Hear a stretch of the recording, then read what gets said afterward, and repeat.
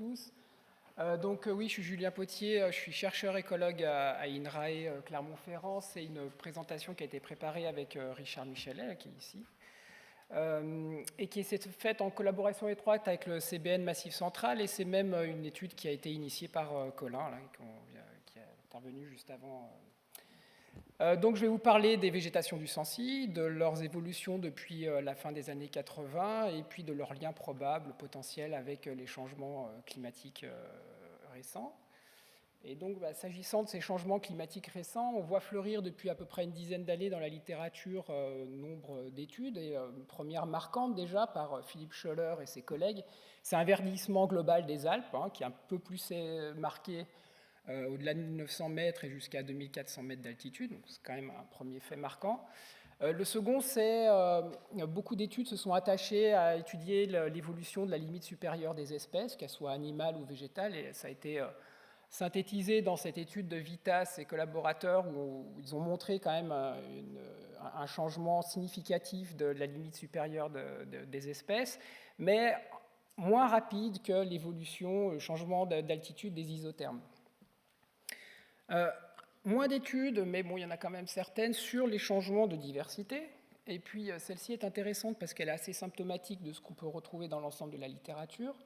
Donc, c'est un travail de Steinbauer et collaborateurs où ils ont comparé les changements de diversité taxonomique et de structure fonctionnelle des communautés dans divers massifs. Donc, dans 2 sites des Alpes autrichiennes, dans les Apennins au centre de l'Italie et puis en Crète. Et le résultat de leur étude montre qu'on a des réponses très différentes au sein même d'un massif. Si on regarde les courbes bleues et vertes qui correspondent au site autrichien, et puis des réponses qui sont aussi différentes entre les composantes taxonomiques et fonctionnelles. Je reviendrai sur ce que c'est un petit peu plus tard. Donc, ce qui justifie de poursuivre les investigations. Et puis, particulièrement, c'est la variabilité au sein des massifs. Et c'est ce qui va nous intéresser particulièrement pour cette étude dans le Massif central. Et puis, même plus précisément dans le Sancy. Donc, le stratovolcan du Sancy, c'est un petit massif en termes de taille, qui s'est développé on a des sols d'origine volcanique plutôt acides, mais avec différentes phases d'activité volcanique, différentes phases glaciaires, donc du coup un relief qui est extrêmement complexe, parfois très escarpé. Il y a 2 réserves naturelles, la réserve de Chastret-Sancy à l'est du massif et puis de Chaudefour à l'est, séparées par 2 domaines skiables, celui du Mont d'Or et celui de Superbès, c'est à noter. Donc les végétations, elles sont connues, elles ont été étudiées par le CBNMC, Colin en particulier, avec les cartographies, avec le catalogue des végétations. Un climat froid, plutôt arrosé, avec une influence océanique qui est assez forte. Ça passe pas. C'est moi.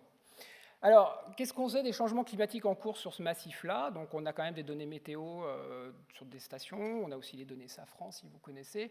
Bon, ce qui est clair, c'est qu'on a une élévation des températures estivales de plus 1,6 degré, ce qui est assez commun à différents massifs montagneux. Mais à noter quand même une baisse du bilan hydrique. Donc, le bilan hydrique, c'est la différence entre les précipitations et l'évapotranspiration potentielle. Et sur cette période estivale, ce qu'on peut noter, c'est que depuis les années 2000, régulièrement, ce bilan hydrique est déficitaire l'été. Et puis naturellement, une baisse de l'enneigement, à la fois en termes de durée, mais aussi en termes d'épaisseur du manteau, et puis une variabilité interannuelle de cet enneigement qui est majeure, ce qui pose problème d'ailleurs à l'exploitation de ces domaines skiables.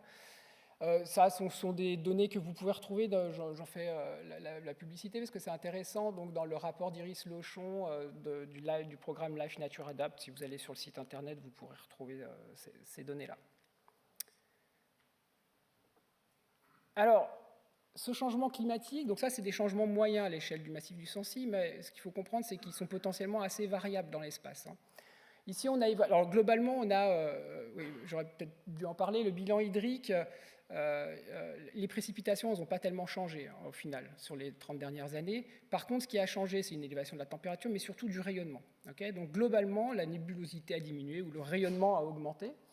Mais pas naturellement, on s'attendait bien à ce que entre les expositions nord et les expositions sud, ça n'avait pas exactement les mêmes conséquences. Donc on a évalué ça. Et ici, vous avez une carte qui représente un taux de changement des radiations globales qui s'exprime du coup en joules par centimètre carré et par an. Alors après, c'est difficile de se représenter ce que veulent dire ces valeurs-là, mais ce qu'on peut dire, c'est que dans les pentes sud, eh bien, on a gagné 15 jours de belles journées d'été ensoleillées, à 1300 mètres d'altitude, ce qui n'est pas négligeable en termes de production primaire, on est d'accord, alors que dans les faces nord, cette augmentation, elle n'est que de 3 jours. Donc on a une hétérogénéité du changement climatique à des échelles assez fines au sein du Massif central. Enfin, pardon, du Sancy. Ah, j'arrive pas à appuyer là-dessus. Alors, à quoi on peut s'attendre, du coup, en termes de réponse écologique des végétations du Sancy? Alors, il faut un peu regarder ce qui se passe du côté des écologues et des enseignements un peu théoriques, conceptuels. Ça fait depuis les années 70 à peu près, qu'on étudie l'évolution de la diversité le long de gradients environnementaux. Et il y a un modèle assez général qui ressort, c'est que c'est sur des niveaux intermédiaires de sévérité environnementale, mais aussi potentiellement de gradients de perturbation, qu'on va observer un pic de diversité qui est représenté ici, et aussi du coup une évolution de la dominance de différentes stratégies écologiques, donc dans les milieux plutôt moins sévères à forte biomasse, une dominance des espèces compétitives, et puis à mesure que la sévérité environnementale augmente, ou quand c'est très sévère, plutôt des espèces stress tolérantes qui vont dominer, et puis au niveau de ce pic-là, on a une répartition plus équitable entre les différentes stratégies écologiques. Alors, on est dans un milieu montagneux, les conditions climatiques s'améliorent d'une certaine manière, donc on pourrait s'attendre dans un premier temps, je vais y arriver, à ce qu'on aille plutôt vers la gauche de cette courbe-là. Alors, on ne sait pas exactement, sur ce gradient-là, on ne sait pas exactement où, mais quand même, on est sur des milieux où la biomasse est quand même assez élevée, la sévérité environnementale n'est pas dans des milieux alpins ou arctiques non plus, donc on s'attendait plutôt au départ à avoir plutôt une baisse de diversité et puis une progression des espèces compétitives. Bon, ça, c'était notre hypothèse de départ. Mais on a vu, le changement climatique, il est variable dans l'espace, même à cette échelle-là. Donc on ne savait pas tellement, mais on s'attendait quand même à avoir une certaine variabilité en fonction du contexte, en fonction du type de végétation et du type d'exposition. Alors, pour tester ces hypothèses-là, on a mené une étude diachronique. Donc, Richard, qui est ici, donc dans les fin des années 80, essentiellement en 88, a réalisé plus de 600 relevés phytosociologiques dans le massif, qui sont représentés sur la carte ici. Et puis en 2022, une partie a été revisitée. Donc, on a travaillé en deux équipes. Donc, il y a une équipe BOTA, donc, du coup, qui était pilotée par Colin, et avec la participation de Ida Delpi, que vous voyez ici, que certains d'entre vous ont probablement connu au CBNMC, et puis la participation d'un collègue de Richard, Blaise Touzard. Donc 166 relevés au total ont été revisités. L'idée étant de représenter au mieux la diversité des environnements du Sancy, donc les différentes altitudes, de manière à peu près équitable, les différentes expositions, si ce n'est que certaines formations végétales ont été écartées, notamment les végétations pionnières, parce qu'il y a quand même des zones où les processus érosifs sont récurrents, et là, les dynamiques de végétation ne répondent pas au même processus, et probablement que le signal du climat est beaucoup plus difficile à percevoir. Voilà, donc une répartition des relevés entre 1450 mètres d'altitude et quasiment le sommet du Sancy. Alors, je parlais d'une première équipe BOTA, une seconde équipe, donc plutôt dans l'idée de caractériser les traits fonctionnels des espèces qu'on retrouvait dans les relevés. Alors, les traits, simplement, qu'est-ce que c'est? Ce sont des mesures qu'on peut faire sur des plantes à l'échelle individuelle. Et ces mesures-là, elles sont en lien avec des fonctions essentielles des plantes, que vont être la croissance, la survie et la reproduction. Alors là, vous avez des exemples de traits, donc en lien avec la fécondité et la dispersion, ça peut être la masse des graines, par exemple, ou différents appendices qui leur permettent d'être véhiculés par le vent, par exemple, ou de s'accrocher au pelage des animaux. On ne s'est pas intéressé à ces traits-là, on s'est plutôt intéressé à des traits en lien avec la phase de croissance, et notamment en lien avec leur capacité de compétition, donc les hauteurs, l'étalement, la surface des feuilles, et puis leur stratégie d'utilisation des ressources. Alors dans les milieux où les nutriments sont assez abondants, les espèces qui sont favorisées sont celles qui vont exploiter assez rapidement les ressources. Et pour ça, elles ont des surfaces spécifiques foliaires, donc en fait, c'est les rapports de la surface par rapport à la masse. Donc c'est-à-dire pour une biomasse donnée, elles vont beaucoup étaler ou pas. Et la teneur en matière sèche, Alors que dans les milieux où la disponibilité des nutriments est beaucoup plus faible, eh bien à ce moment-là, la stratégie favorisée, c'est celle de plutôt conserver le plus longtemps possible dans les tissus des plantes les nutriments. Voilà, donc on a fait une campagne de terrain qui nous a permis de mesurer un certain nombre de ces traits-là pour presque 150 espèces.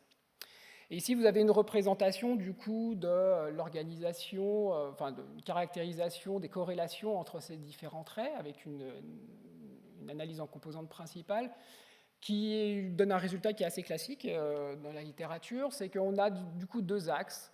Les espèces se discriminent selon deux axes. Un premier axe qui est un axe de taille, donc à gauche les petites, à droite les grandes, avec grandes et grandes feuilles. Et puis un deuxième axe est celui donc de stratégie d'utilisation des ressources, donc exploitation, conservation, avec du coup ce qui nous amène à avoir un nuage de points qui est polarisé par quatre angles, donc les quatre grandes stratégies, donc les petites conservatrices, les espèces de landes et puis les nards par exemple. Les petites exploitatrices, donc ici représentées par Euphrasia minima ou Galium saxatile, les grandes exploitatrices, les espèces de mégaphorbiaires, hein, typiquement, donc là ici la grande berce, mais c'est aussi Adenosea aliare. Et puis les grandes conservatives, donc là typiquement la fétuque paniculée. Alors maintenant, s'agissant des changements à l'échelle des relevés, donc moi ce que j'appelle les communautés locales, mais bon, les relevés on va dire.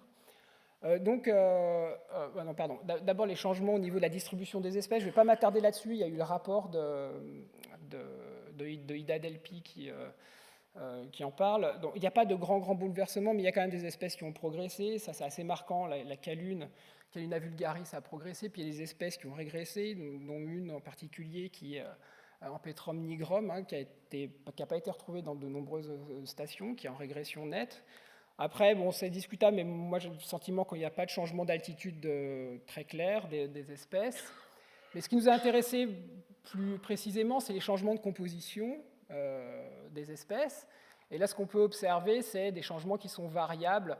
Donc l'axe des ordonnées représente la similarité de composition entre 1988 et 2022. Donc plus la valeur est importante, moins ça a bougé. Plus elle est faible, plus ça a bougé. Et on a regardé ça pour différents types de groupements végétaux. Donc une classification a été faite sur les relevés de 88. Et ici, donc les groupements représentés, donc les landes d'écrêtes, les landes mésophiles, les végétations de combat-neige, un ensemble de prairies mésiques qu'on a appelé les prairies à fétuque paniculée, des prairies mésohygrophiles à Calamagrostis, et puis deux types de mégaphorbiaires. Donc ce qu'on observe, c'est qu'il y a des changements, hein, et qui sont assez variables entre les types de végétation. Maintenant, si on regarde les changements moyens, donc vous avez en haut deux graphiques qui représentent les changements de diversité. Alors à gauche, diversité taxonomique, à droite, diversité fonctionnelle. Donc là, ce qu'on observe, c'est qu'entre 88 et 2022, on a une augmentation de la diversité qui est généralisée. Par contre, si on regarde la composition fonctionnelle moyenne, donc la composition fonctionnelle, en fait, c'est le trait moyen des espèces des différents relevés. Là, on n'observe pas de changement significatif.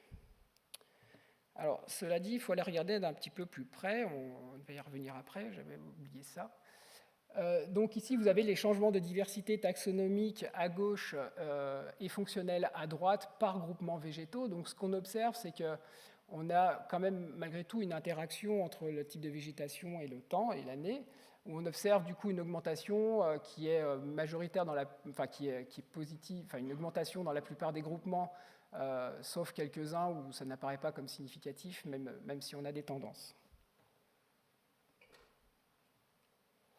Alors, pour ce qui concerne les changements de composition fonctionnelle, pour le coup, tout à l'heure, je vous ai montré un graphique où on ne voyait pas de différence moyenne entre 88 et 2022.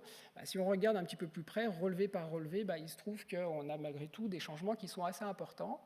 Donc là, ce graphique-là représente la position dans le plan de l'axe de la CP, des deux axes de la CP que je vous ai présenté tout à l'heure, des relevés ce coup-ci, pas des espèces, des relevés. Donc la flèche représente leur changement entre 88, l'origine de la flèche, et 2022, la pointe de la flèche. Donc on observe des changements parfois qui sont assez importants, de taille variable, qui semblent un peu erratiques, mais on va voir qu'on trouve malgré tout des tendances qui vont être communes entre des relevés de différents groupements. Alors c'est ce que je montre ici sur ce graphique pour le lire. Donc vous avez en abscisse les différents groupements, et puis en ordonnée, donc quand on a 0, c'est qu'il n'y a pas eu de changement. Quand on a une valeur positive, par exemple pour l'axe de taille, c'est qu'on a eu une augmentation de taille. Une valeur négative, c'est qu'on a eu une diminution de taille. Et puis pour le gradient d'utilisation des ressources, quand on a une valeur positive, c'est qu'on a des espèces un peu plus exploitatrices, et une valeur négative, des espèces un peu plus conservatrices. Donc là, ce qu'on peut observer, c'est que pareil, on a un effet année, donc un changement au cours du temps, mais qui là est dépendant donc, du type de végétation qu'on considère. Et ce qu'on a observé, c'est du coup une augmentation de taille, par exemple dans les landes mésophiles. Alors dans les landes des crêtes, ce n'est pas significatif, mais on a quand même une tendance qui apparaît. Et puis surtout une baisse de la taille dans les mégaphorbiae, qu'elles soient hautes ou basses, et dans les prairies à calamagrostis, donc des groupements plus humides, on va dire. Alors que pour les changements d'utilisation, le gradient d'utilisation des ressources, on a des espèces plus exploitatrices dans les landes des crêtes et des plus exploitatrices dans les crêtes, oui, et plus conservatrices dans les mégaphorbiae.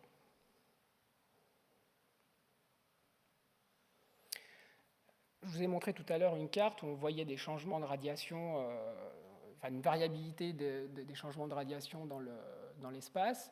Du coup, on s'est intéressé à savoir si ces changements de radiation expliquaient une évolution de la variabilité des changements de composition taxonomique et fonctionnelle. Et ce qu'on a observé, c'est que oui, mais c'est en interaction avec le type de végétation qu'on considère au départ. Alors, pour être plus clair, on observe du coup une augmentation de la taille plus forte dans les végétations qui, en 88, étaient basses, donc les landes, les pelouses. Donc ça, c'est un résultat qui est ressorti comme étant important, mais on voit, donc là ici c'est le R2 du modèle, donc grosso modo, pour faire simple, c'est la quantité d'informations qu'on arrive à expliquer avec ce modèle-là, elle reste modérée. Bon, en écologie, souvent on est content avec ces valeurs-là, mais ça reste modéré. Alors pour conclure, que retenir de tout ça? Bon, on a observé des changements taxonomiques et fonctionnels, mais sur le plan fonctionnel, ils se compensent à l'échelle du Sancy. Il faut aller regarder d'un petit peu plus près ce qui se passe pour observer des changements, pas seulement rester au niveau de l'ensemble du massif. Et puis on a observé une diversité taxonomique et fonctionnelle qui a augmenté globalement. Alors si on revient à notre modèle de départ, là, donc un pic de diversité à des niveaux intermédiaires de sévérité, ça veut dire quoi? Ça veut dire que ces changements ont amené à se rapprocher de ce pic-là, que ce soit en allant vers la droite ou que ce soit en allant vers la gauche. Après, on a noté, on observe des signaux, ils restent faibles, alors pour deux raisons, les effets sont faibles, et puis la variabilité, on n'explique pas toute la variabilité observée naturellement. Et est-ce que ces changements ils sont imputables au changement climatique? Alors, on a des raisons de penser que oui, en partie. Donc déjà, premièrement, les mégaphorbiae, ce qu'on a observé, c'est qu'elles étaient composées d'espèces un peu plus conservatrices, et de plus petite taille, alors que leur richesse spécifique et fonctionnelle a augmenté, ce qui est aussi cohérent avec une baisse du bilan hydrique estival et du coup potentiellement un assèchement des mégaphorbiae. D'un autre côté, pour les végétations basses, donc c'est probablement les végétations dans lesquelles la sévérité environnementale est la plus élevée, là on a observé qu'il pouvait y avoir une augmentation de la taille, donc l'arrivée d'espèces plus grandes. Bon, quelle stratégie, est-ce qu'elles sont plus compétitrices, c'est possible, mais que ce changement-là, il se faisait préférentiellement dans les faces sud, grosso modo. Alors que dans les zones peu exposées, c'est aussi le cas des combes-à-neige, par exemple, là on a observé moins de changements, mais c'est là aussi où les changements climatiques sont les plus faibles. Alors après, il y a le cas des prairies mésohygrophies à calamagrostis, où là on a une progression des espèces conservatrices basses qui ne semble pas être dépendant du coup du changement de radiation, donc de l'exposition d'une certaine manière. Donc là, on a constaté l'arrivée d'espèces de landes dans ces formations végétales-là. Alors, est-ce que c'est en lien avec une augmentation de la température? Est-ce que c'est en lien avec potentiellement une baisse de la pression de pâturage, une information sur laquelle on n'a pas de données? Donc là, les questions restent ouvertes. Je ne sais plus qui a dit hier, souvent à la fin, on a plus de questions que de réponses. On est encore dans ce cas-là, naturellement. Alors, du coup, comment on peut lever ces interrogations? Premièrement, le modèle que je vous ai présenté, là, de niveau de diversité maximum à des niveaux intermédiaires, ça, en fait, c'est en lien avec des équilibres entre les interactions, une évolution des équilibres entre les interactions positives et négatives le long des gradients de sévérité. Donc ça veut dire que pour avoir une compréhension un peu plus fine de ce qui se passe réellement, et puis potentiellement anticiper ce qui va se passer dans le futur, il s'agirait d'aller mesurer les interactions plante-plante. In situ, on sait faire. Il y a des méthodes pour ça qui sont peu impactantes. Donc ce sera un travail à réaliser. Ce sera intéressant. Je crois que Richard avait l'envie de le faire l'année dernière, mais tu n'as pas pu, il me semble.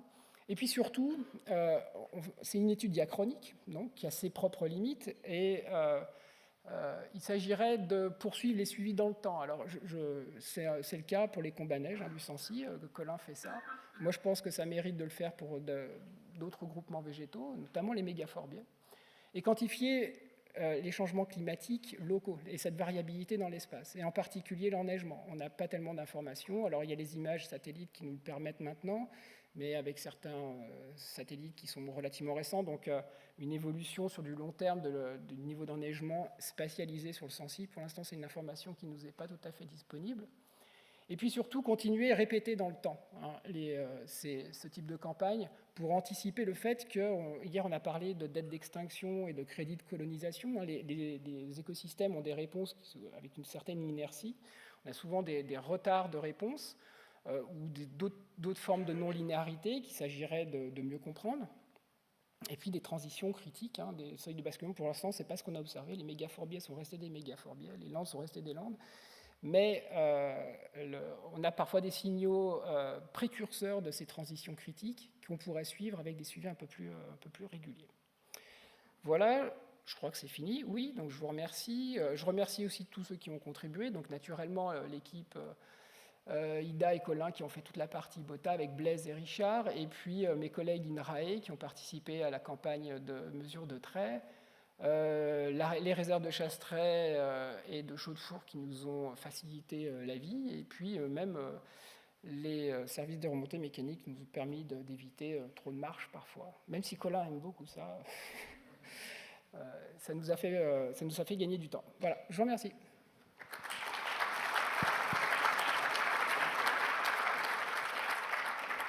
Merci, on va prendre une ou deux questions. Donc une première, Mario. Oui, Mario Kliszewski du CEN Occitanie. Merci beaucoup pour cette présentation très intéressante. Ma question est très basique, elle est basée sur notre expérience pour trouver des relevés sur le terrain. Je voulais savoir quelle taille faisaient les relevés, comment ils étaient géolocalisés et comment vous avez réussi à les retrouver. Grosse question. Bon, on pourra en discuter un peu après, mais dans l'ensemble, donc il y a eu beaucoup de relevés. Richard les avait placés sur des cartigènes, un travail qui avait été numérisé par le CBN Massif Central et des carnets de terrain. Donc en fait, il y a eu beaucoup de relevés candidats et qui n'ont pas pu être relocalisés suffisamment précisément et du coup qui ont été écartés. Ça, c'est un premier point. Deuxième point, c'est quand il y a eu des cas un peu litigieux, alors ça, Colin, tu confirmeras si je dis des âneries, quand on ne savait pas... Alors, quand je dis carnet de terrain, il y avait concavité, convexité, proximité d'un rocher, des éléments de topographie locale qui permettaient de se relocaliser. Et ensuite, quand c'était litigieux, il y a eu une approche un peu conservative qui a été adoptée, c'est-à-dire de se dire on va se remettre dans la végétation qui ressemblait le plus. Ça, c'est arrivé quelques fois. Alors la taille, là, Colin, tu pourras peut-être... C'était des relevés phytosociologiques, donc elle était variable. Et ça posait des questions. Alors c'est pour ça aussi que Richard, sa présence était importante, c'était aussi pour se recaler sur sa manière de faire fin des années 80. Alors ça, c'est la limite à la fois des relevés phytosociologiques et surtout de l'utilisation de relevés phytosociologiques dans des études diachroniques. Alors, je dirais qu'on peut être confiant quand même sur la localisation. On a eu beaucoup de questions sur est-ce que l'augmentation de diversité était liée peut-être à un échantillonnage un peu plus intensif en 2022. Alors je ne sais pas si ça anticipe une autre question, mais on pourrait le penser. Mais si c'était le cas, on aurait un biais systématique et on n'observerait pas de changement de diversité qui serait variable en fonction des types de végétation. Une autre... Ah, peut-être que Richard va apporter un élément de réponse.